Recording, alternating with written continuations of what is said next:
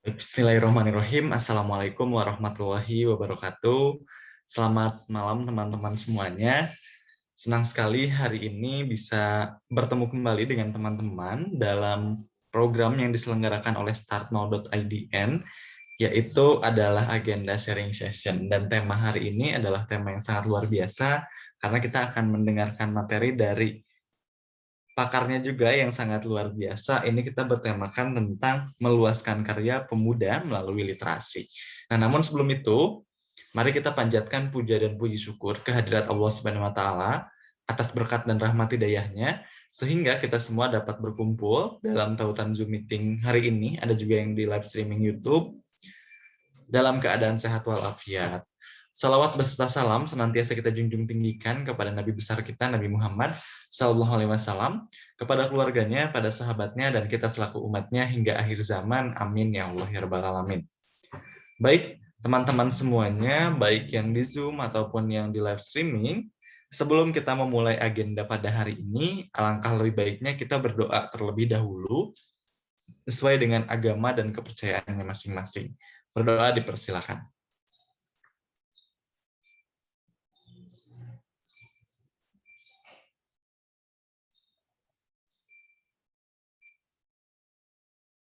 Amin ya Allah ya Rabbal Alamin. Baik teman-teman semuanya, sebelum kita beranjak pada pemateri kita yang sangat luar biasa, saya akan menjelaskan terlebih dahulu mengenai startnow.idn. Startnow.idn ini merupakan platform yang memang berfokus pada kepemudaan untuk menyiapkan pemuda-pemuda agar siap menghadapi tantangan di masa yang akan datang.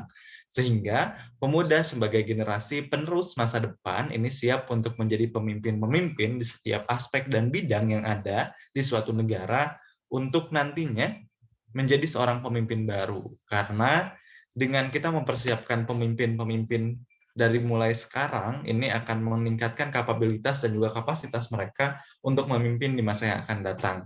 Terlebih Indonesia hari ini akan menghadapi bonus demografi di tahun 2030. Dan pemuda-pemuda yang memang tidak disiapkan untuk menjadi pengoptimalan bonus demografi ini tentu malah akan membuat bonus demografi bukan menjadi bonus, tapi menjadi suatu hambatan ataupun tantangan. Bukannya kita mengambil suatu manfaat dari kesempatan tersebut, malah kita yang terjerumus atas kesempatan yang kita tidak bisa manfaatkan dengan optimal.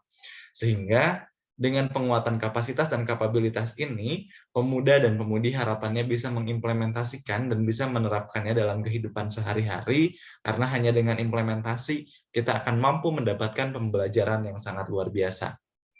Hari ini kita akan sama-sama mendengarkan, kita sama-sama akan berdiskusi mengenai materi yang sangat luar biasa, yaitu meluaskan karya pemuda melalui literasi. Kenapa sih harus melalui literasi terlebih dahulu? Perlu kita pahami bahwa literasi adalah merupakan fondasi yang sangat dan paling penting untuk kita meningkatkan kapasitas dan kapabilitas kita.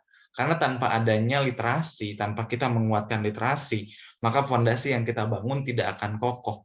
Dan ketika fondasinya saja tidak kokoh, bagaimana cara kita untuk mengoptimalkan, bagaimana cara kita untuk membangun atap, bagaimana cara kita membangun rumah tersebut kalau fondasinya aja nggak kokoh. Maka dari itu, mulai dari suatu hal yang sangat mendasar, yaitu fondasi tadi, yang mana literasi ini akan memperkaya wawasan dan akan mempermudah kita dalam berkarya. Sehingga karya yang kita buat, karya yang kita susun, ini tidak akan menjadi cuma-cuma atau berhenti di tengah jalan saja. Karena satu hal yang ingin saya tegaskan kembali, bahwa yang namanya literasi adalah fondasi awal yang perlu kita bangun sebaik mungkin. Karena ketika fondasinya sudah kokoh, tentu karya yang akan kita buat pun akan kokoh juga. Seenggaknya, ketika memang muncul suatu hambatan, tantangan, ketika kita membuat karya tersebut, kita pastikan fondasinya kokoh dulu gitu. Sehingga kita tidak perlu mengulang dari awal. Nah, itu teman-teman, pentingnya literasi dalam kita mempersiapkan suatu karya yang hebat di masa yang akan datang. Lalu kenapa sih harus ke pemuda? Karena yang menjadi penting tadi yang telah disebutkan bahwa Startnow IDN ini berfokus pada pemuda, yang mana pemuda-pemuda sebagai agen penerus bangsa harus disiapkan secara optimal dan matang, karena kalau tidak dipersiapkan dengan matang dan optimal, bukannya mengambil kesempatan, tapi malah tenggelam dalam keadaan. Bayangkan, di tengah bonus demografi nanti akan ada puluhan juta pemuda yang siap untuk mengisi kursi-kursi kosong menjadi seorang pemimpin di masing-masing bidang dan aspek. Nah, ketika pemuda tersebut tidak memiliki kapasitas, kapabilitas, dan juga kompetensi, tentu dia akan kalah saing. Nah, kita tidak ingin menciptakan suatu persaingan yang mana ada kalah dan ada yang menang hanya gara-gara memang kapasitas dan kapabilitasnya tidak memumpuni. Nah, sehingga kalau misalkan kita persiapkan semua pemuda, ini yang ada bukan persaingan, tapi bagaimana berkolaborasi, karena setiap masing-masing individu ini punya kelebihan masing-masing, dan tentunya mereka memiliki kapasitas dan kapabilitas untuk menjadi seorang pemimpin. Hanya bagaimana caranya kita mengelaborasikan keduanya menjadi suatu hal yang saling bersinergi untuk menciptakan kemajuan bagi negeri ini. Nah, itu mungkin sedikit paparan singkat nih, dan juga spoiler dikit mengenai materi yang akan disampaikan pada hari ini. Nah, tanpa menunggu waktu lama lagi, saya akan bacakan CV pemateri terlebih dahulu.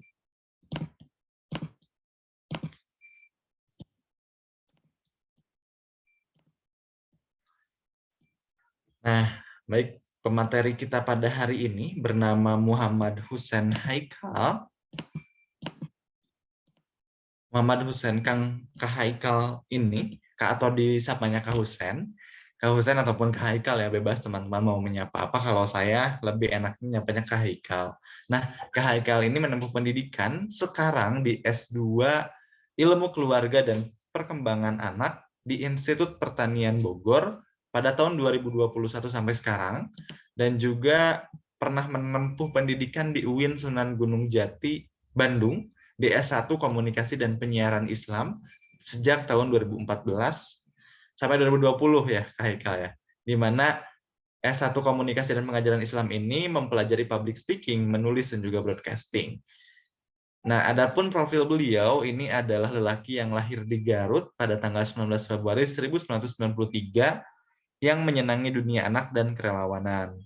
Nah, sekarang ini aktivitas beliau sedang menjalankan wirausaha sosial dalam bidang literasi.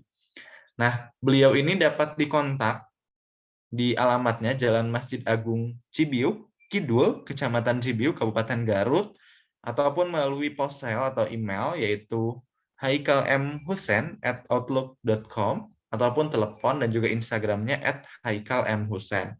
Portofolio beliau yaitu sebagai penulis di antologi puisi Pukat Rindu, film pendek Kodar, film pendek Envious, film pendek Bloody Room, dan juga beliau mendapatkan berbagai macam prestasi, yaitu ada juara 2 Duta Baca Jawa Barat tahun 2019, Ketua Cabang Teladan FLP Jawa Barat, Delegasi Jawa Barat di Gemilang Perpustakaan Nasional. Dan berikut saya bacakan organisasi beliau, yaitu di Forum Lingkar Pena 2012 sampai sekarang sebagai penasihat cabang Garut, Ketua Cabang Garut, dan Ketua Divisi Bisnis Jawa Barat.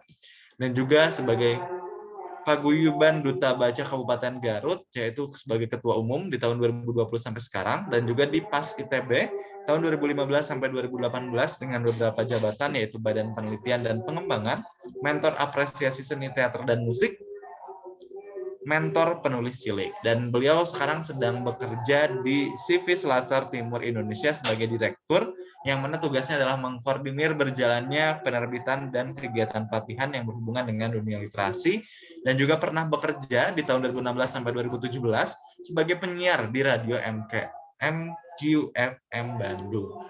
Nah, mungkin itu saja perkenalan singkat dari saya terhadap pemateri kita pada hari ini yang sangat luar biasa. Maka tanpa menunggu waktu lama lagi, saya persilahkan waktu dan layar kepada Kang Haikal. Mangga, Kang Haikal. Baik, Kang Roman, terima kasih atas waktunya, terima kasih atas kesempatannya. Tadi sudah dikenalkan, kita akan berbincang mengenai literasi dan karya ya. Kang Roman izin share screen ya? Ya, Kang Haikal. Sudah bisa? Baik, sudah bisa. Ya, pada malam hari ini saya akan mengajak teman-teman untuk berdiskusi mengenai karya dan literasi. Sebenarnya karya dan literasi itu apa dan kenapa sih jadi penting gitu ya, seperti yang disebutkan Kang Roman tadi, apalagi kalau kita lihat bonus demografi gitu ya, bonus demografi yang dimana nantinya pemuda akan punya tanggung jawab yang besar bukan soal hak ataupun kewajiban ya, soal misalnya haknya apa, kewajibannya apa, tapi tanggung jawab.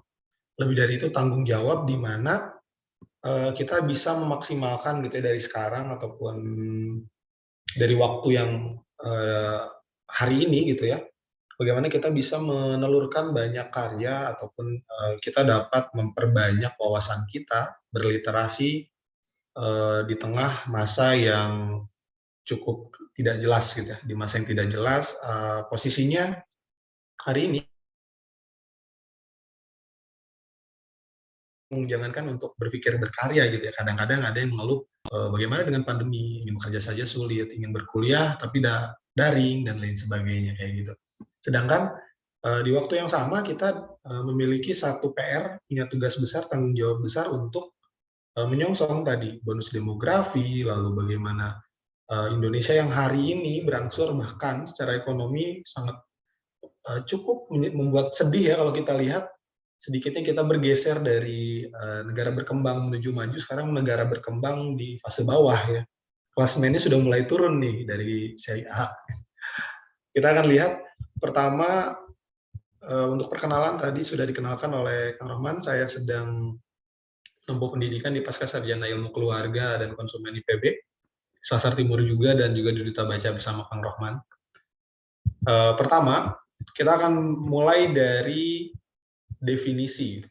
Kembali, saya akan mulai dari definisi. Definisi paling umum paling ya. Kalau kita melihat mungkin literasi ini dari Kamus Besar Bahasa Indonesia, pertama literasi merupakan kemampuan menulis atau membaca. Secara dasar berarti saat kita ingin berliterasi maka kita harus punya kemauan ataupun punya waktu tersendiri untuk membaca apapun bidang yang kita geluti dan juga mau untuk menuliskan. Karena ada istilahnya zakatnya orang membaca itu menulis, tapi tidak bisa menulis tanpa membaca. Seperti itu. Apa yang dibaca? Banyak. Nanti kita akan lanjut di poin selanjutnya. Literasi ini sendiri merupakan pengetahuan atau keterampilan dalam bidang atau aktivitas tertentu. Nah, setelah tadi kita dijelaskan tentang bahwa menulis dan membaca, kali ini kita mulai menjurus bahwa ternyata lebih umum lagi ternyata apa yang kita tulis dan apa yang kita baca. Yang kita baca ini adalah bidang-bidang tertentu yang teman-teman atau mungkin saya atau mungkin Kang Rohman geluti dan juga bidang yang kita jadikan pokok gitu kalau sudah mendapatkannya. Nah, pengetahuan atau keterampilan dalam bidang-bidang tadi yang sudah kita baca dari pengalaman-pengalaman orang sebelumnya melahirkan tanggung jawab kita untuk menulis. Menulis di sini bukan menulis buku saja ataupun menulis di koran atau menulis yang lainnya, melainkan menuliskan karya gitu. Menuliskan karya, menghasilkan apa-apa yang kita dapat dari ilmu yang kita punya tadi. Lalu kita berlanjut ke pengertian ketiga, yaitu kemampuan individu dalam mengolah informasi dan pengetahuan untuk percakapan hidup. Nah, setelah tadi kita dapatkan dari membaca gitu kan ternyata literasi. Lalu kita dapat bahwa membaca ini adalah berpengetahuan dan juga berketerampilan. Kita masuk lagi di sini lebih dalam lagi yaitu bagaimana karya ataupun keterampilan tadi, pengetahuan tadi, hasil bacaan tadi dapat membuat kita bisa punya kecakapan hidup untuk bertahan di tempat manapun. Ada istilah di mana orang yang berpengetahuan tidak akan berat untuk membawanya gitu. Kalau kita terus mengumpulkan mungkin secara ekonomi atau mungkin secara fisik, mungkin akan agak sulit ya. Kita punya rumah, kita punya kendaraan yang sifatnya besar gitu. Mungkin ya tadi kita beli di satu tempat belum tentu bisa digunakan di tempat lain seperti itu. Tapi kalau kita dapat kecakapan hidup, kita tinggal dimanapun maka kita dapat hidup dengan baik, setidaknya untuk beradaptasi. Selanjutnya karya. Nah karya ini apa? Setelah tadi sedikit di-mention, pertama mengenai pekerjaan ternyata. Karya ini adalah pekerjaan. Pekerjaan dalam hal apa? Yang tadi, kecakapan hidup yang kita lihat di slide sebelumnya akan melahirkan pertama melahirkan bagaimana menjadi pekerjaan atau menjadi salah satu jalan menuju pemenuhan kebutuhan hidup. Sumber daya yang kita miliki kita realisasikan dalam satu pekerjaan. Yang kedua, hasil perbuatan atau buatan, ciptaan, terutama hasil karangan. Di sini ditulis ada novel, dan juga beberapa karya lain. Bukan hanya karya tulis sebenarnya, kita dapat lihat juga misal mungkin karya cipta, ada teman-teman mungkin yang di sini orang teknik, maka akan menciptakan barang-barang alat-alat teknik, dan juga teman-teman yang mungkin di orang-orang ekonomi akan melahirkan banyak karya dalam hal ekonomi, atau mungkin teman-teman yang menyukai kebijakan, maka kebijakan pun adalah karya. Karena didasari tadi hasil ciptaan ini didasari dari literasi tadi, kecakapan hidup, pengetahuan, dan juga keterampilan. Selanjutnya, nah di sini dalam rangka memenuhi tadi ya, menuju karya dan juga literasi, maka ada titik di mana yang namanya mengenal diri. Nah, di sini ada teknik-teknik nih beberapa untuk melancarkan kreativitas. Yang pertama, teman-teman pasti punya nih yang namanya hobi. Mungkin hobinya macam-macam. Ada yang hobi sepeda, ada yang hobi otomotif, ada yang hobi membaca atau menulis, ada yang hobinya film, ada yang hobinya mungkin bermacam-macam. Hari ini hobi semakin luas. Ditambah dengan globalisasi kalau kita lihat di tahun 2000-an ya. Ada istilah globalisasi yang dulu mungkin kita baru masuk ke era transportasi, dan hari ini era informasi bahkan tunggu saat mungkin sudah 5G, mungkin nanti kita bisa 3D-an bersama-sama ya. Kalau hari ini kita baru sampai berbagi secara visual dan audio, kita bisa lihat dengan koneksi informasi yang lebih kencang akan seperti apa. Lalu dari hobi-hobi yang tadi banyak sekali beragam, dan silakan teman-teman pilih, jalani hobi tersebut dengan cerdas. Dengan cerdas di sini yang dimaksud adalah jalani hobi sebagai upaya untuk meningkatkan kapasitas diri, bukan hanya untuk memenuhi ataupun menghabiskan waktu saja. Gitu. Jadi setiap waktu coba challenge hobi teman-teman. Mungkin kalau yang hobinya seperti saya, mungkin hobinya di taktis gitu atau di teknik. Saya coba untuk meskipun bukan coding, misalnya mencoba untuk kita coba nih di kampus kita belajar menggunakan e-learning. Saat kita ada di organisasi, mungkin nggak sih e-learning ini kita coba pakai di organisasi, kita cari. Atau misalnya kita senang membaca, kira-kira bisa nggak ya saya menulis gitu kan. Coba hobi tersebut, hobi membaca tersebut, dan realisasikan dalam tindakan. Bentuknya apa? Silahkan dicoba. Teman-teman pasti mempunyai hobi-hobi yang sangat spesifik mungkin, yang tidak bisa dibahas kali ini secara spesifik juga. Intinya, jalani hobi tersebut untuk ataupun dalam rangka meningkatkan kapasitas diri, bukan hanya menghabiskan waktu luang. Seperti itu. Kemudian, selami ide-ide baru. Jadi, setelah kita menjalani hobi tadi ya dengan tidak melupakan peningkatan kapasitas diri, coba untuk mencari ide-ide baru mengenai apapun. Teman-teman di sini yang basicnya apa, misalnya basicnya saya di komunikasi, Kang Rohman di keperawatan, kita mencoba untuk mencari ide apa yang bisa kita terapkan tidak perlu sehebat profesor atau tidak perlu sehebat dosen kita di kampus. Bisa kalau untuk mahasiswa, kita bisa lihat misal di daerah kita masih buruk ataupun kurang baik dalam hal sesimpel gosok gigi misalnya, ataupun sesimpel mencuci tangan, maka kita punya ilmu dari kampus, misal tentang mencuci tangan itu seperti apa, bla bla. Meskipun itu tidak sampai 2 SKS ya.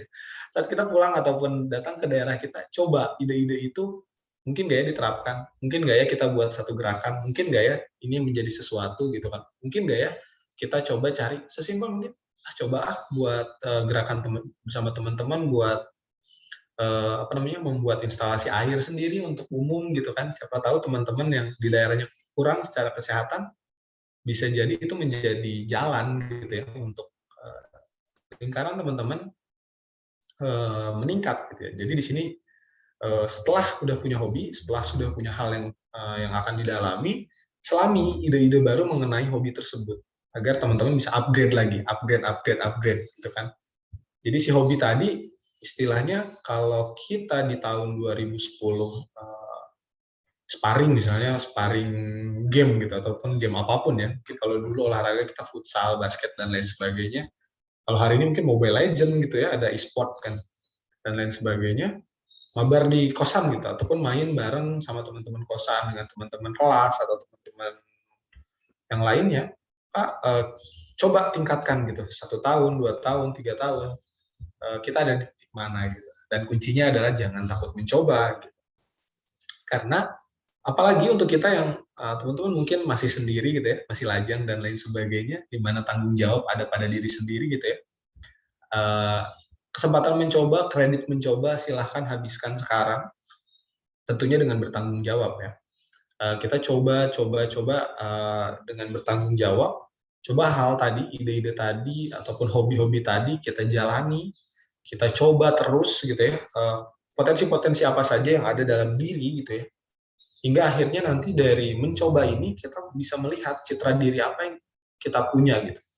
Kita akan lihat bagaimana sebenarnya sebelum kita bisa diri kita memandang diri kita sendiri, sebelum kita ingin orang lain memandang diri, ataupun saat kita memandang orang lain kayak gitu. Jadi yang terpenting adalah bagaimana kita dapat menghargai diri sebelum orang lain dapat menghargainya. Seperti itu. Setelah mengenal diri, kita akan melihat. Di sini ada alur ya. Saya melihat alur meskipun ini bukan alur yang ajib dan juga tidak teoretik. Ada beberapa alur yang menarik di sini mengenai pembentukan tadi ya. Pembentukan tadi pertama, yang paling utama gitu ya, adalah identifikasi sumber daya. Seperti yang dijelaskan sebelumnya, pelajari minat, bakat, temperamen, dan kecenderungan yang kamu miliki, yang kita miliki.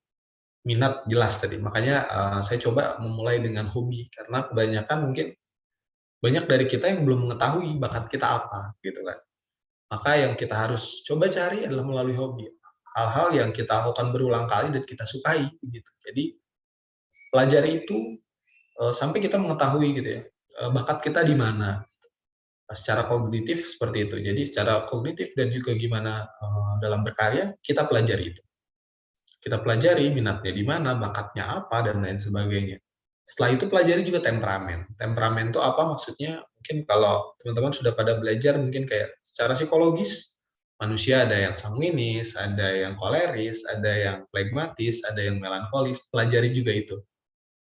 Karena nantinya akan menjadi apa ya? Akan menjadi modal untuk teman-teman memilih gitu. Misalnya saat teman-teman menyukai nulis gitu, kita lihat temperamennya kemana. Oh, saya lebih senang begini, begini, begini, begini. Setelah senangnya begini, begini, begini, kebiasaan teman-teman tuh apa secara temperamen? Oh, saya senang memimpin. Mungkin teman-teman akan lebih senang di dunia misal gitu ya, wirausaha dalam bidang kepenulisan.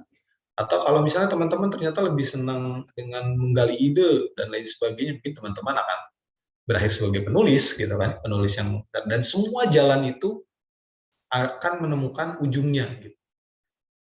Dan tidak ada yang salah dengan setiap jalan asalkan tadi sesuai dengan temperamen yang kita miliki. Temperamen ini sangat berpengaruh, bukan hanya soal minat dan bakat.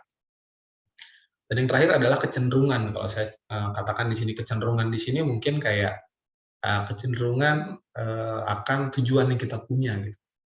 Apakah misalnya ada beberapa teman-teman mungkin yang menyenangi dunia yang secara material gitu, ataupun secara ekonomik, secara kebendaan yang terlihat dan sebagainya, maka kejar kecenderungan itu.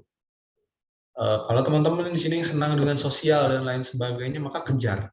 Karena pada dasarnya, kalau saya dan juga teman mungkin beberapa gitu berdiskusi dan berpendapat bahwa setiap bidang apapun yang ada di dunia ini pada dasarnya diciptakan ataupun dijalankan untuk memenuhi permasalahan-permasalahan sosial di muka bumi gitu ya. Semisal teman-teman yang berolahraga, pada dasarnya olahraga tadi, bagaimana orang menjadi sehat dan lain sebagainya. Kita belajar ilmu sosial sudah jelas, itu yang langsung turun kepada masyarakat. Kita belajar ilmu eksak sekalipun, misalnya, Kang Rohman di sini mungkin ada di tengah-tengah ya, ilmu eksak yang langsung ada hubungannya dengan masyarakat melalui keperawatannya. Lalu ada juga misal kayak, oh saya lebih senang yang eksak, kita jangan judge gitu. Orang-orang yang senang dengan eksak tidak peduli terhadap sosial karena pada dasarnya temuan-temuan mereka misalnya teman-teman MIPA atau teman-teman teknik yang setiap hari di lab pada dasarnya mereka sedang mencari solusi taktis gitu ya dari hal-hal eksak tadi yang nantinya produknya akan kita gunakan juga secara sosial kayak gitu. Selanjutnya Setelah kita identifikasi sumber daya mulai dari minat dan bakat, temperamen, dan kecenderungan, kita masuk ke mencari jalan karya. Jalan karya ini cari media yang dapat menampung dan meningkatkan kompetensi. Kayak tadi, saat kita melihat media ini bisa berupa banyak hal ya. Pertama, media mungkin bentuknya adalah media buku, radio, film, TV, dan lain sebagainya, atau mungkin yang bentuknya adalah community, organisasi, perkumpulan, event-event, dan lain sebagainya. Dari hal itu, pelajari mana yang cocok dengan apa yang teman-teman inginkan dan apa yang kita inginkan. Kalau kita minat bakatnya misalnya di kekaryaan yang penulisan, maka coba cari komunitas yang bergerak di bidang kepenulisan, lalu coba segala hal ataupun segala semua media yang memungkinkan tulisan kita dimuat, kita coba cari. Dan jangan terbatas kayak nulis, ternyata sekarang kita sudah masuk di era konvergensi media yang semakin maju gitu. Saat teman-teman bisa melihat gitu, kalau dulu mungkin nasib sebuah tulisan biasanya cuma jadi buku gitu kan. Hari ini nasib sebuah tulisan bisa jadi film, bisa jadi naskah drama, bisa jadi lagu dan lain sebagainya. Atau mungkin kita ya dulu kayak misalnya mungkin Kang Rohman dan lain sebagainya yang dulu kayak profesi gitu kan, kayak profesi ujung, ataupun saya misalnya, kalau teman-teman profesi ujungnya misalnya dari seorang medis akan menjadi masuk gimana caranya melamar pekerjaan di rumah sakit kalau dulu gitu ya. Kalau sekarang ada telemedicine, ada dan lain sebagainya, banyak banget media-media baru yang wow gitu, yang bahkan zaman kita ditanya waktu SD gitu. Kalau dulu ditanya waktu SD kan pengen jadi apa? Dokter, polisi, tentara dan lain sebagainya. Hari ini kita bakal melihat bentuk-bentuk pekerjaan yang nggak pernah kita sebutin dalam cita-cita. Kayak misalnya dokter online, ngapain itu gitu kan, ada dokter online gitu kan. Lalu ada juga penulis-penulisnya di mana, di web. Dan bahkan bukunya tidak terlihat, tapi dia penulis gitu kan. Dan lain sebagainya. Bahkan ada influencer gitu. Kapan kita tahu bahwa banyak orang dapat menghasilkan uang, menghasilkan pendapatan, menghasilkan sumber daya untuk memenuhi kebutuhannya dari bagaimana dia berfoto atau membuat video. Dulu mungkin itu hanya bisa dilakukan oleh orang-orang PH, oleh orang-orang media dan lain sebagainya. Tapi sekarang semua orang punya kesempatan dan juga banyak sekali tipe-tipe pekerjaan baru untuk teman-teman menyalurkan karya. Kalau teman-teman yang sedang berkomunitas, berorganisasi, maka pelajari itu. Bagaimana memanage manusia, bagaimana memanage sebuah perkumpulan, dan lain sebagainya. Medianya cari, organisasinya cari, dan lain sebagainya. Intinya semua dalam rangka meningkatkan kompetensi. Selanjutnya yang ketiga, pilih yang sesuai nilai. Setelah kita tahu medianya apa, setelah kita tahu caranya bagaimana, maka cari yang sesuai nilai. Teman-teman pasti punya value tersendiri, value apapun itu. Value sosial, value mungkin, value religiusitas, dan lain sebagainya, maka kejar itu. Setelah kita udah punya kompetensi, kejar yang sesuai nilai. Karena di sini kita akan cari path-nya gitu. Pattern yang kita dapat tadi, kita cari path-nya mau dibawa kemana. Istilahnya, saat teman-teman tadi tahu misalnya tujuannya, oh iya saya senangnya gini, maka kita cari kendaraan yang tepat untuk saya adalah motornya motor besar, atau mungkin mobil yang kecil untuk keluarga dan sebagainya. Nah, kita cari jalannya mau kemana, apakah mau ke barat, ke timur, ke utara, dan lain sebagainya. Dan yang terakhir, dan sedang dipelajari, ataupun kita juga ya Kang Roman masih mendalami ini, adalah bagaimana menjadi konsisten. Karena konsistensi ini berat, ditambah ketika kita melihat kesempatan yang begitu luas, kesempatan yang beragam. Maka kesulitan terbesar adalah konsisten. Ketika kita mencoba satu hal dan gagal, kalau dulu mungkin akan ada istilah, aduh udah tanggung, mulai hal baru pun akan lama lagi, dan lain sebagainya. Tapi hari ini, untuk memulai dan lompat-lompat itu mudah sekali. Maka disrupsi tadi, kita harus punya satu esteem gitu ya, kekuatan, dan juga kita harus punya satu pola gitu. Bukan tidak boleh mencoba banyak hal, silakan. Tapi coba pastikan bahwa apa yang kita lakukan itu memiliki pola. Tingkatkan, setelah meningkatkan kompetensi tadi, maka terus evaluasi gitu ya. Kalau memang evaluasinya apa? Evaluasi pertama mungkin, saya kurang mengerti, maka belajar lagi. saya kurang cocok di bagian ininya, berarti coba di bagian lainnya dari si bidang itu. Kalau ternyata tidak cocok, maka mulai kita adaptasi apa, coba hal baru, dan lain sebagainya. Intinya setelah kita tahu sumber dayanya, kita temukan jalannya, kita sesuaikan nilainya dengan nilai yang kita pegang atau yang kita emban, dan yang terakhir adalah mengkonsistenkan hal tersebut untuk menjadi bidang kita nantinya. Telurkan karya sebanyak-banyaknya, karya dalam bidang apapun itu. Coba, karena tidak ada karya yang monumental tanpa percobaan-percobaan yang besar, seperti ditemukannya lampu, ditemukannya bohlam, ditemukannya listrik, ditemukannya alat cetak, dan sebagainya, tidak ada yang sekali jadi. Sesimpel saat apel jatuh ke kepala Newton, di situ ada proses berpikir yang panjang. Mungkin untuk orang lain ya kepentok paling aduh gitu kan, paling aduh langsung merasa kepalanya sakit dan lain sebagainya. Tapi untuk seorang ahli ataupun untuk seorang yang memiliki ilmu, maka itu akan dipikirkan bagaimana sebenarnya ini. Kenapa apel ini bisa jatuh dan ke bawah gitu kan, dan lain sebagainya. Kayak gitu. Jadi setiap hal yang kita dapat dari perjalanan tadi, cari evaluasinya, terus berkarya, telurkan banyak bentuk ya karyanya dalam hal apa, silakan. Dan yang terakhir, terhubung dengan penikmat karya. Terhubung dengan medianya banyak sekali. Kita sudah tidak bisa menyebutkan satu-satu karena medianya sangat banyak dan sangat spesifik, dan teman-teman bisa mencoba banyak hal.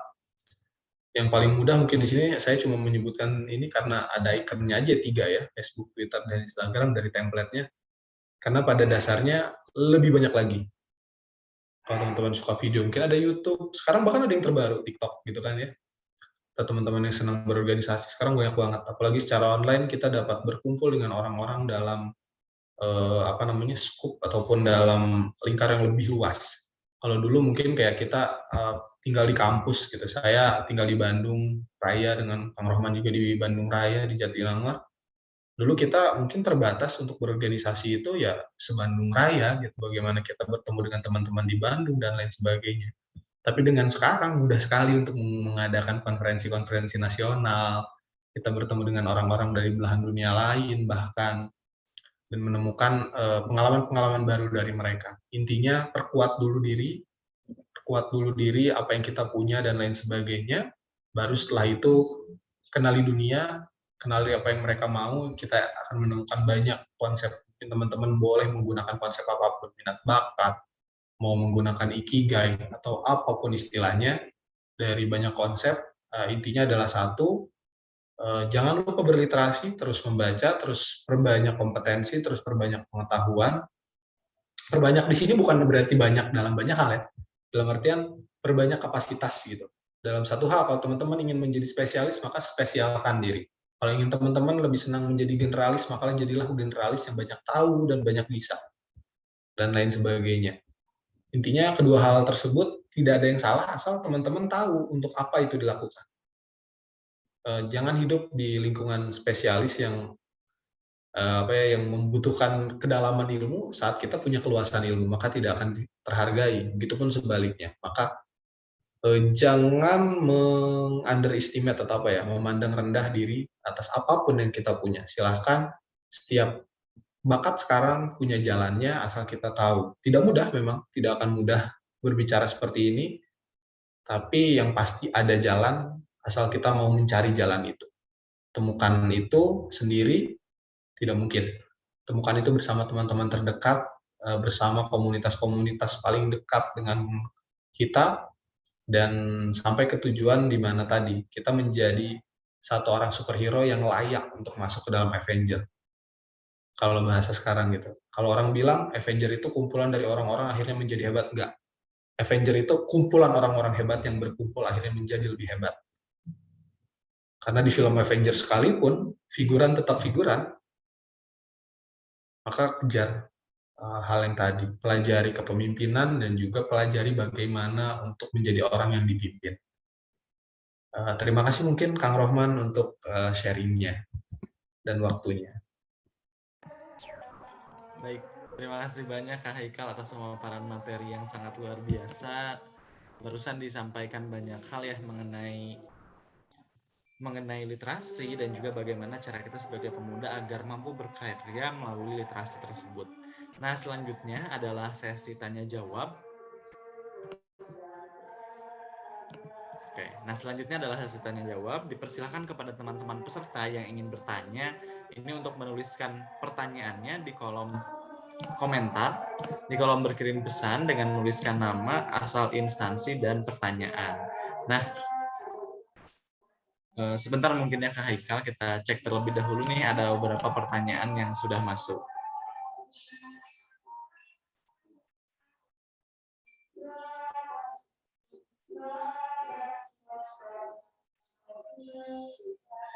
Oke.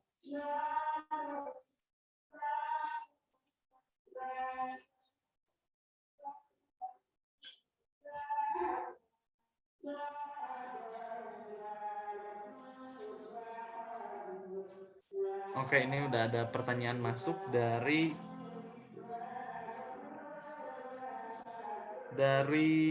Tara Purnama Utami.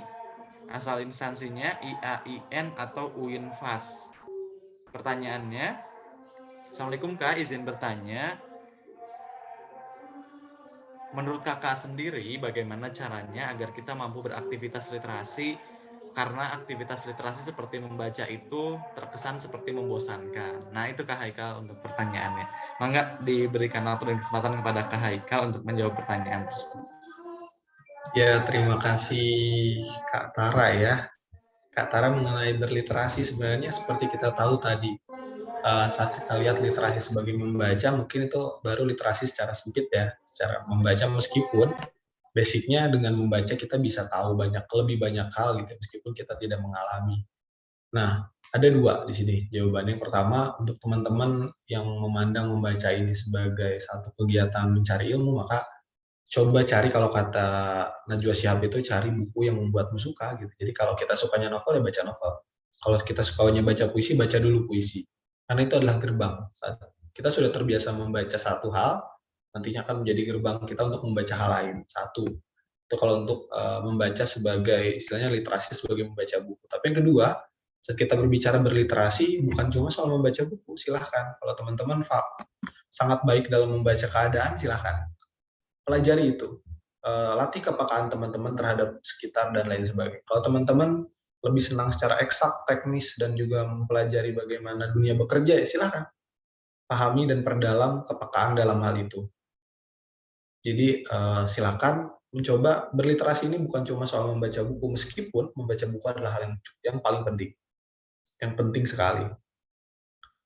Tapi tidak menutup kemungkinan teman-teman bisa mendapatkan ataupun berliterasi dengan media lain. Seperti itu Kang Rohman. Makasih Tara dari Winhas.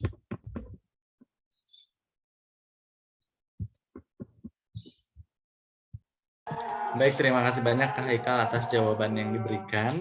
Selanjutnya sudah ada nih pertanyaan lagi dari Maria Agustina Marniwalu, asal instansinya Universitas PGRI Mahadewa Indonesia. Pertanyaannya, upaya apa saja yang harus dilakukan untuk meningkatkan kemampuan kompetensi literasi di kalangan pemuda? Apalagi di era sekarang yang semakin canggih dan banyak pemuda yang malas membaca. Seperti itu Kak Haikal. Iya, untuk meningkatkan kompetensi ya. Pertama, yang pasti tadi, saya akan mulai dari, saya sangat senang dengan istilahnya ya. Mbak Najwa itu dengan istilahnya mulai dari yang kamu suka gitu, kayak karena nantinya diperdalam akan menjadi kecakapan hidup gitu. Kayak misalnya main game saja. Siapa yang pernah tahu main game tiap hari zaman dulu gitu? Siapa yang tahu bisa menghasilkan? Banyak orang yang sekarang jadi programming, untuk belajar programming, lalu mempelajari 3D dan lain sebagainya. Kebanyakan ternyata dimulai dari game. Teman-teman yang senang main game waktu muda gitu kan, pada akhirnya ingin memperdalam, akhirnya malah jadi pembuat game tersendiri. Pintunya banyak sekali, dan jangan, kalau bahasa Sunda tuh jangan bauan. Jangan kita anggap kayak, oh ini aktivitasnya sepertinya nggak literasi banget, nggak baca banget gitu ya. Mainnya di handphone doang gitu kan. Kita bilang langsung, nggak jelas nih madesu. Nggak gitu. pintunya bisa dari manapun, seperti kalau kata muda-mudi gitu ya, pintu untuk mencintai itu banyak gitu. Bisa jadi fisik, bisa jadi keterampilan, bisa jadi senang diajak ngobrol dan lain sebagainya. Begitu pula dengan dunia literasi ataupun dunia tentang kecakapan hidup. Bisa jadi kita tahu dari buku langsung, bisa jadi kita tahu dari melihat produknya gitu kan. Orang yang menyukai lukisan bisa jadi pelukis, bukan karena dia mendengar cerita tentang pelukis gitu dan lain sebagainya. Intinya kalau kita punya hobi tertentu, apapun itu, maupun jauh dari membaca buku, maka coba analisis apa yang kita bisa lakukan dengan hobi itu. Ataupun kalau kita punya bakat, coba analisis apa yang kita bisa lakukan dari bakat itu. Maka itu sudah cukup gitu ya. Nantinya akan otomatis kok kayak orang petani yang sedang kebingungan gitu, misalnya di sawah, oh kok panennya kayak gini, bla bla bla. Saat dia udah mentok, otomatis cari buku kok. Cari buku kayak gimana sih cara bertani gitu. Atau enggak bakal cari artikel kayak gitu-gitu. Intinya kayak gitu dan tambahannya adalah literasi mengenai digital ya, literasi digitalnya silahkan untuk perdalam lagi bagaimana tentang membagi informasi, bagaimana tentang mencari informasi di dunia digital yang sangat destruktif ini, silahkan cari bagaimana kita bisa menyaring informasi dengan baik. Seperti itu. Terima kasih.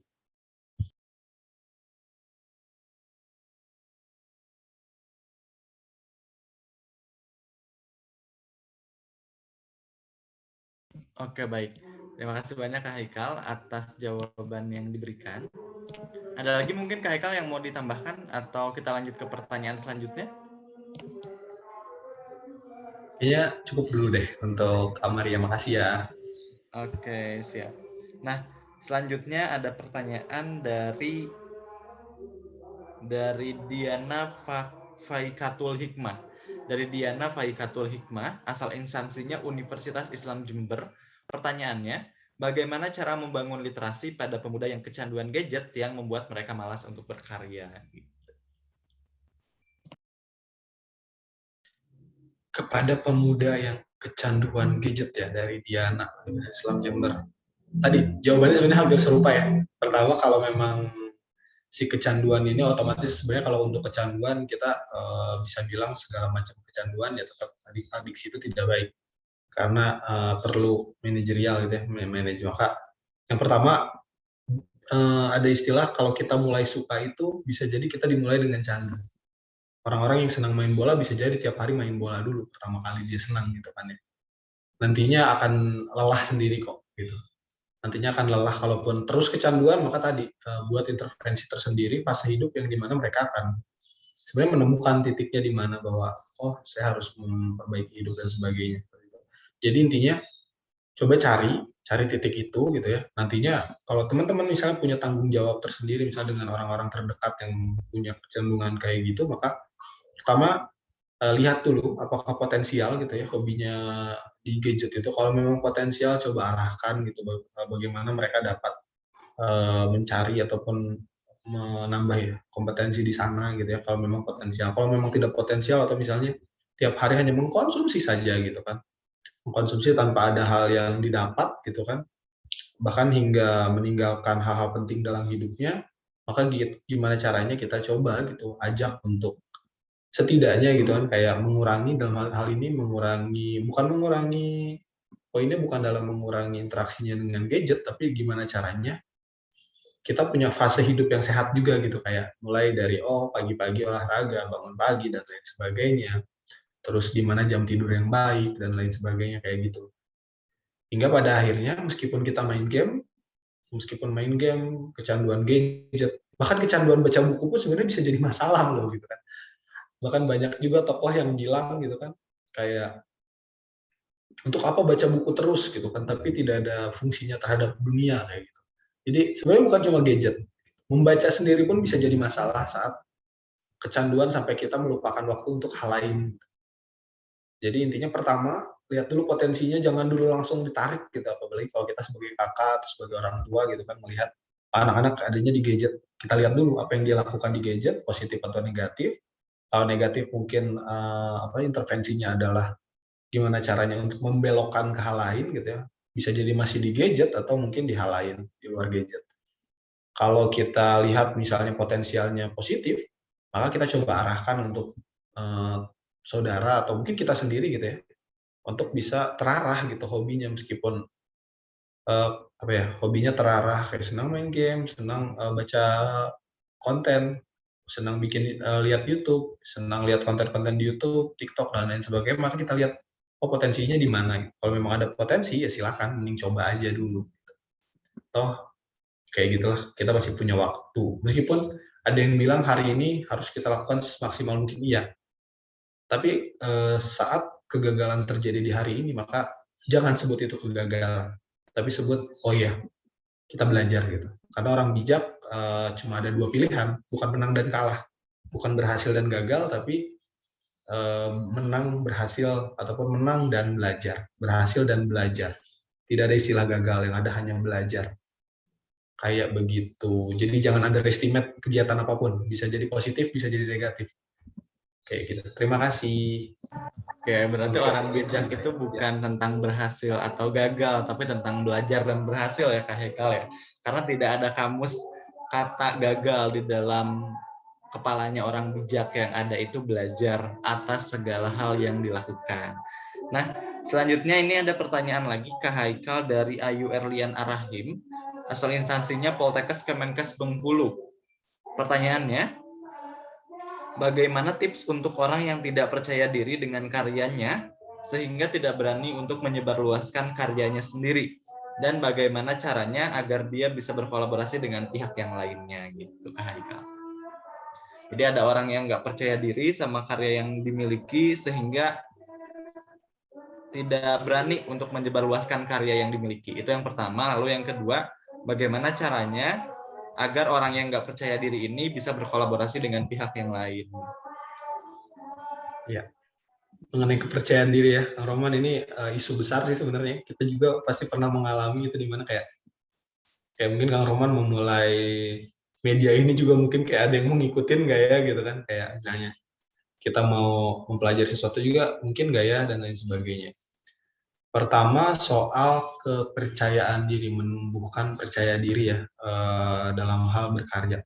Sebenarnya ada dua kemungkinan di sini. Kemungkinannya dua-duanya ada dua treatment juga. Pertama, saat kita nggak percaya diri dalam berkarya, pertama mungkin karena kita memang secara real memang belum banyak tahu gitu. Maksudnya belum banyak tahu soal bagaimana sih berkarya itu sebenarnya gitu. Kayak misalnya mempelajari menulis, saya sendiri gitu pernah menimbun naskah sampai 5-6 tahun gitu kan, karena nggak percaya diri gitu kan. Maka tadi cari tahu lebih banyak. Silakan cari tahu lebih banyak sampai kita tahu kayak tempat kita di mana gitu. Karena nggak ada karya yang nggak punya pembaca gitu. Sebatas kita posting di IG aja kan itu minimal followers kita lihat gitu kan. Kalau kita lihat di Facebook, followers kita lihat, dan di sana pasti ada yang suka dan tidak suka. Dan yang suka mungkin itu pembaca kita gitu kan. Jadi coba cari tahu dulu gitu, jangan sampai karena kita mengunderestimate apa yang kita buat sendiri. Jadi coba aja dulu, cari, lempar dulu, tutup kuping gitu. Karena kebanyakan tadi kita overthinking duluan gitu, hal yang belum terjadi tapi kita udah bukan apa ya, kita sudah mencoba untuk memprediksi hasilnya gitu, kayak itu kekejaman paling besar ya, kita menyiksa diri dengan apa ya, istilahnya kita mencoba dan tidak berhasil itu masih mending gitu, daripada kita tidak mencoba karena kita sendiri yang mematikan kreativitas sendiri. Itu kalau opsi pertama yang kita lihat. Yang kedua,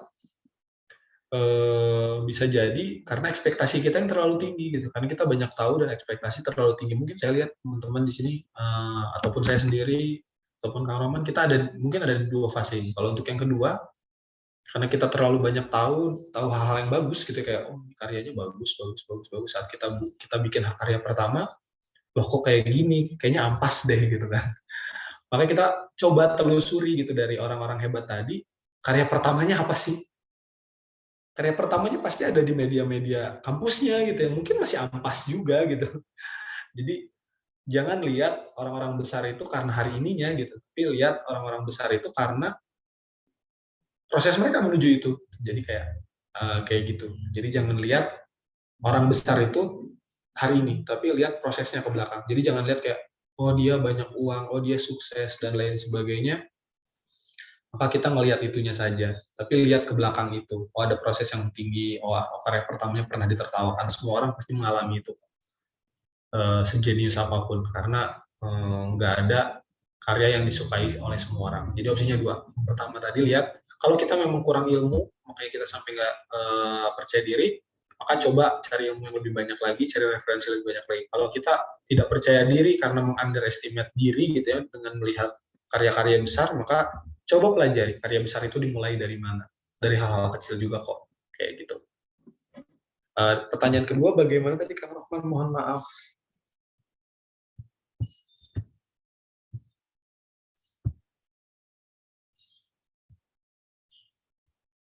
Untuk yang keduanya tadi mengenai terhubung ya, untuk terhubung dengan orang lain di tengah ketidakpercayaan diri ya.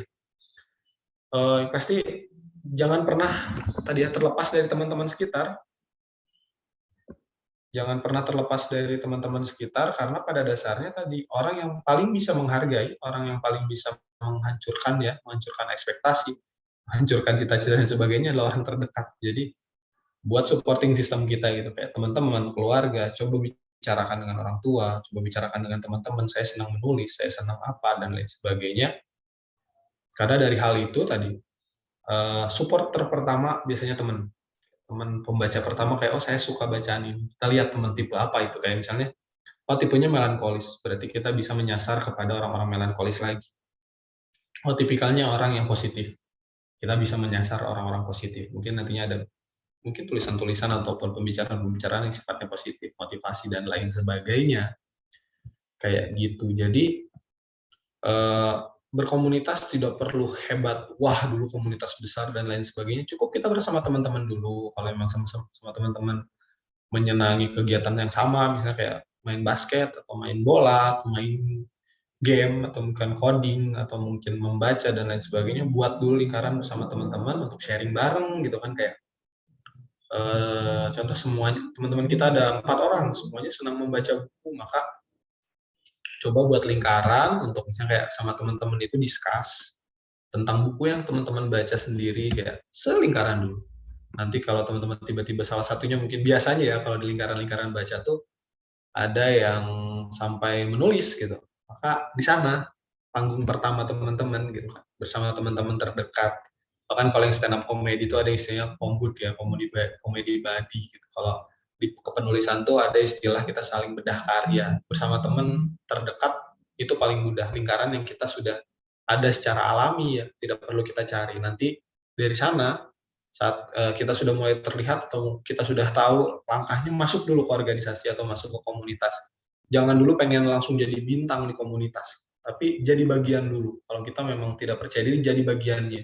Sambil kita pelajari, sambil kita lihat bagaimana orang-orang terdahulu berkarya gitu, kayak oh ternyata caranya gini. Nanti kan kita bakal ketemu polanya.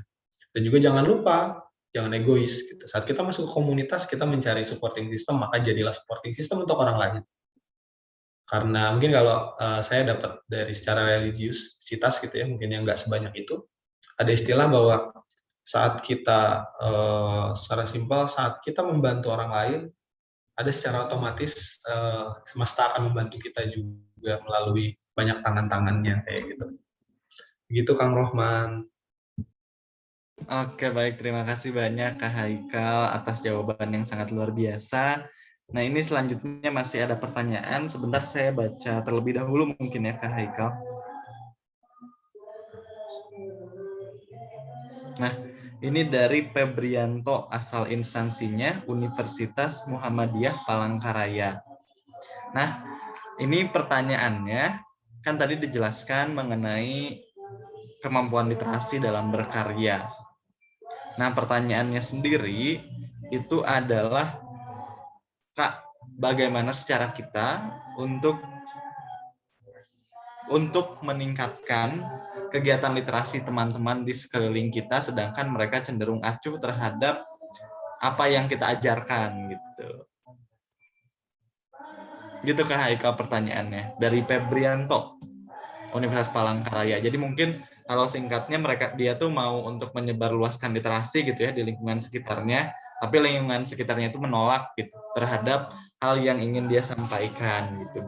Gitu ya. Kak. Kalau di komunikasi itu ada istilah, sebelum kita membagi sesuatu, pelajari dulu apa yang dibutuhkan. Jadi jangan-jangan jangan-jangan saat kita masuk dan orang lain mengacuhkan, ya kita datang dengan ilmu yang mereka tidak butuhkan gitu.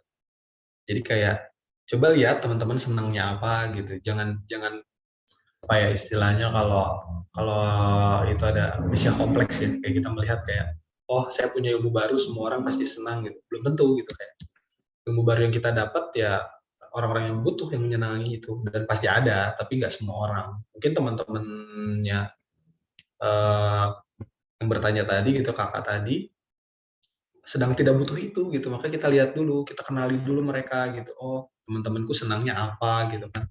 Kayak teman-teman jangankan yang range-nya dekat, yang range-nya jauh, kayak kita ngobrolin sepak bola ke teman-teman yang suka basket aja agak bingung gitu kan, atau enggak kita ngobrolin puisi ke teman-teman yang suka cerpen, bisa jadi nggak nyambung gitu. Bukan acuh, tapi mungkin memang mereka tidak tidak searjen itu untuk menerima informasi tentang itu. Maka coba selami dulu nih ya teman-teman, yang kalau kalau dalam hal ini ya, mungkin tadi Masnya pengen berbagi dengan teman-teman tadi, cuma mungkin kurang diterima, mungkin tadi bukan teman-teman yang itu yang butuh gitu kalau untuk ilmunya gitu. Mungkin ada teman-teman di lingkaran lain yang memang membutuhkan itu gitu kan. Atau mungkin kalau kita hanya sesama mahasiswa di jurusan yang sama lah, misal saya dengan teman sejurusan sekelas bahkan, kita berbagi tentang satu metode, "Oh, ini ada metode komunikasi, oh, ya udah karena kita sama-sama udah tahu gitu. Bisa jadi kayak gitu. Oh, nggak hal baru gitu kan. Atau mungkin, oh malah udah bosen gitu. Makanya datang ke tempat-tempat lain. Makanya kayak kalau mahasiswa tuh kita sharingnya biasanya nggak sama mahasiswa lagi ya. Ada pengabdian pada masyarakat, kita turun ke masyarakat. Soal pengetahuan cuci tangan aja. Mungkin kalau ke teman-teman kita tahu cuci tangan tuh penting banget. Tiba-tiba di kelas kita berbagi kayak, oh, cuci tangan tuh baik loh gini. Ya kata teman-teman, what so gitu. Terus habis itu mau ngapain gitu kan.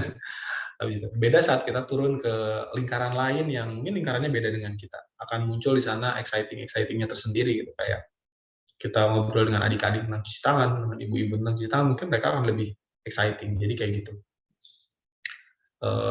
Istilahnya kalau acuh ya, berbeda saat acuhnya mungkin kayak tidak apresiatif ya. Ada juga yang acuhnya secara kalau kita pandangnya positif seperti tadi. Kalau kita pandangnya negatif, mungkin ada lingkaran-lingkaran yang tidak apresiatif. Maka cari lingkaran yang apresiatif, yang menerima ide-ide baru ataupun menerima setidaknya menghargai di sini. Tapi ingat, apresiasi itu bukan cuma negatif, bukan cuma positif, tapi negatif juga adalah apresiasi, dan jangan menolak apresiasi negatif.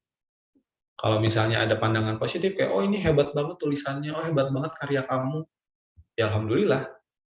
Tapi jangan jangan apa ya, jangan senang menelan racun yang manis gitu. Kadang-kadang ada juga pil pahit di sana saat teman-teman bilang kita kayak, oh Kang, kok gitu sih sombong banget, jarang balas chat gini-gini, katanya mau melayani ke, oh bisa jadi, oh iya kita mungkin kurang aware gitu kan. Dan lain sebagainya. Oh ini kayaknya tulisannya perlu diperbaiki, kita lihat siapa orang yang berbicara itu. Oh dia memang senang membaca. Oh dia misalnya memang ahli dalam ataupun sering membaca, ahli dalam satu bidang. Oh iya, berarti kita harus mengevaluasi diri, mungkin ya tadi karya kita harus diperbaiki kayak gitu.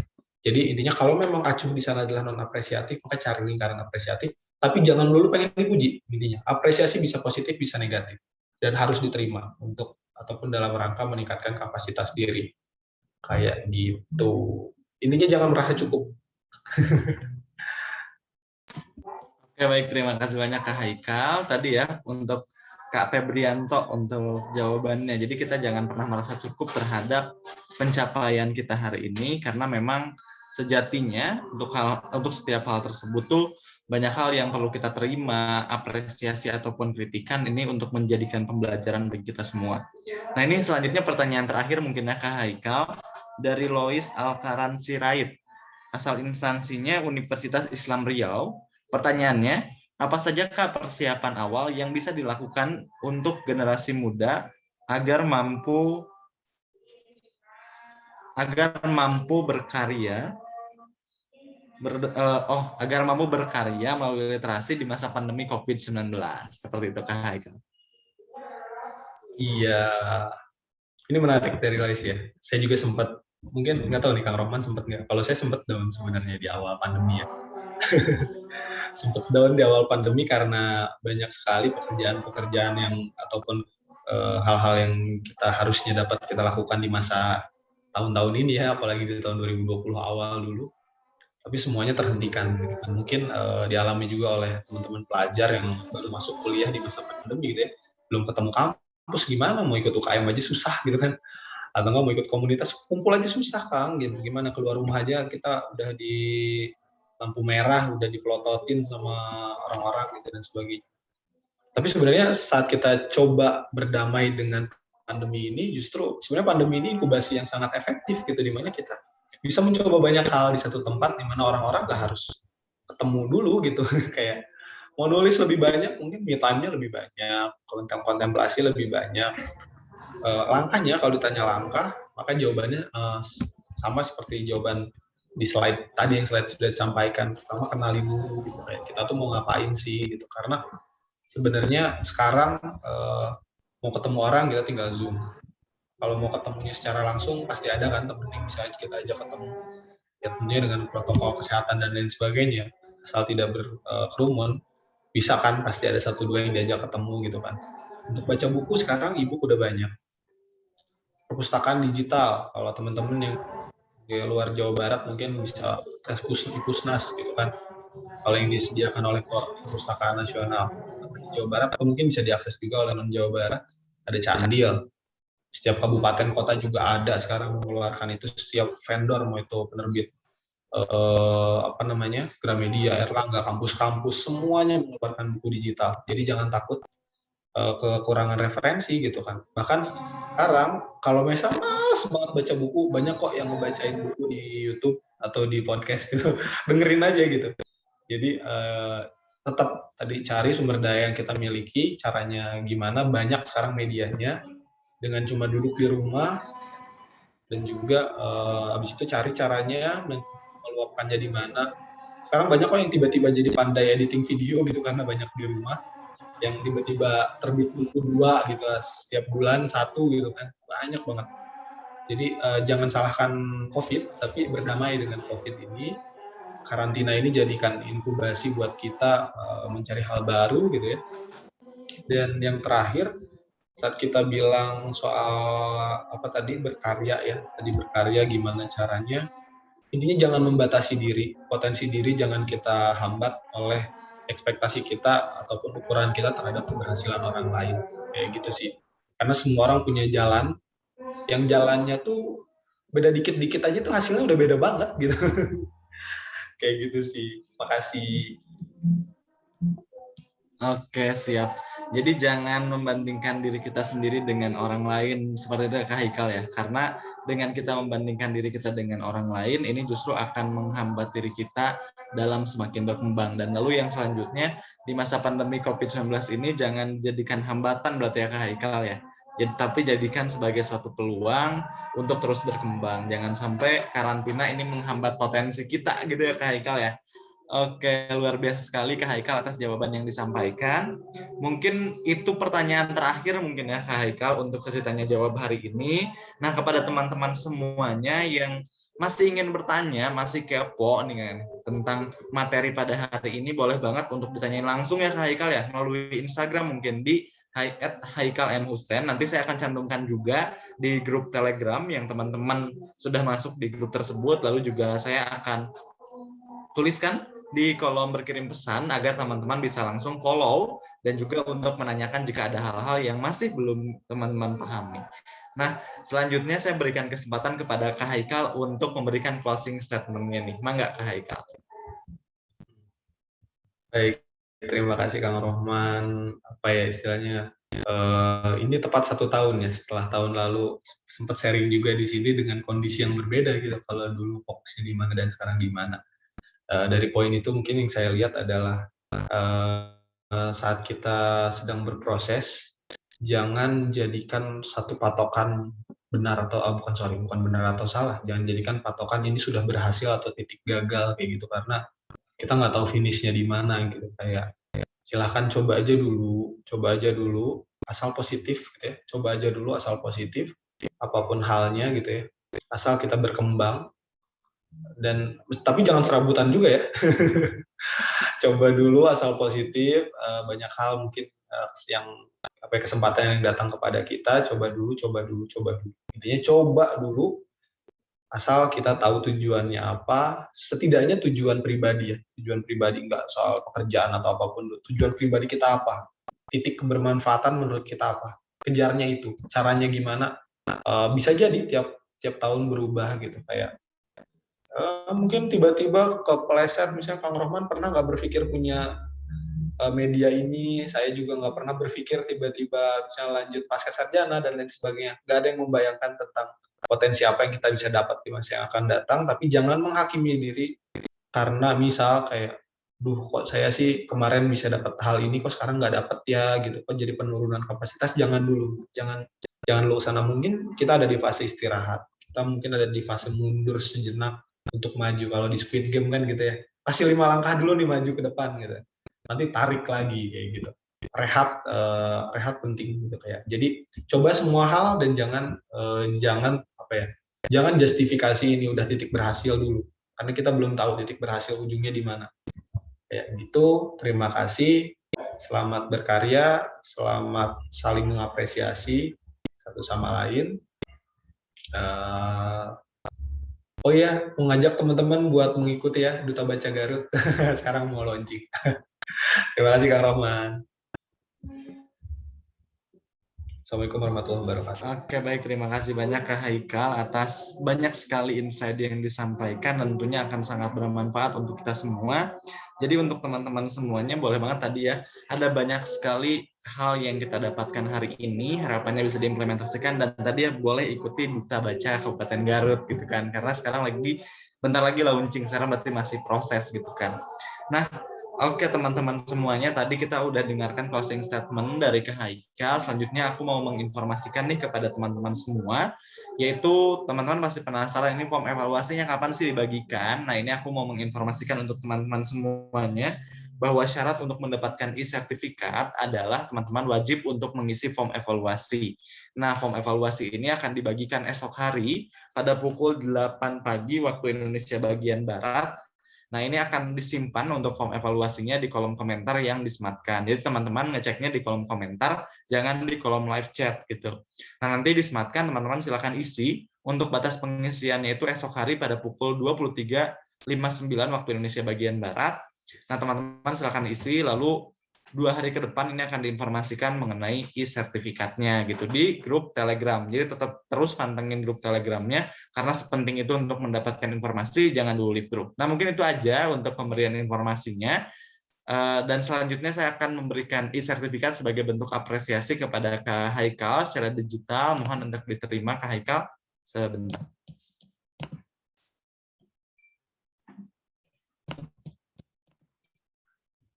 Oke, sekali lagi saya ucapkan terima kasih banyak kepada Kak Haikal yang telah berkenan untuk membagikan ilmunya di webinar sharing session pada malam hari ini yang diselenggarakan oleh startnode.idn. Ini merupakan bentuk apresiasi dari kami, mangga untuk diterima Kak Haikal. Nanti saya kirimkan juga by WhatsApp ke Kak Haikal.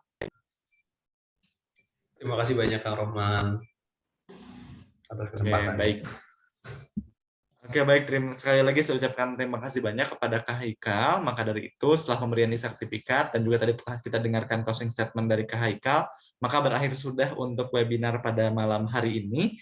Mari kita tutup dengan bacaan hamdalah bersama-sama. Alhamdulillahirabbil alamin. Berdoa sesuai dengan agama dan kepercayaan masing-masing. Berdoa dipersilakan.